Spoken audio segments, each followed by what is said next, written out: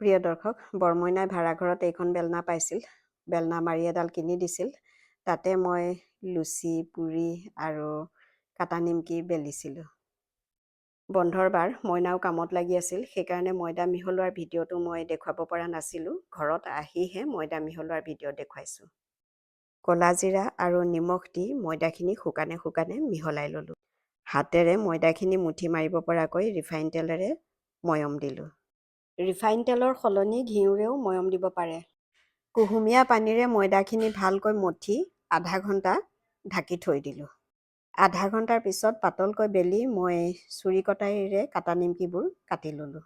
Refine তেল গৰম কৰি নিমকিবোৰ ভাজি ল'লোঁ। মাজে সময়ে ভজা পোৰা খাবলৈ মন যায়েই। এইদৰে চাহ খাই কেতিয়াবা মনটো সঁচাকৈয়ে ভাল লাগে। তেলত ভজা খাদ্য স্বাস্থ্যসন্মত নহয় যদিও সন্ধিয়া গাখীৰ চাহ কাপৰ লগত মই খাই ভাল পাওঁ। বেছি ভজা নাই যদিও মইনাৰ কাৰণে এইখিনি ভাজি থৈ আহিছোঁ। মইনাক চৰিয়াটোতে খাবলৈ দিছোঁ। সিও দিনটো কাম কৰি আছে, খাই ভালেই পাইছে। বৰমইনাই ঘৰত থকা সময়খিনিত পাকঘৰত মই যিমান কাম কৰিছিলোঁ, পিছত দৰকাৰ হ'ব বুলি সি শিকি লৈছিল। ধন্যবাদ।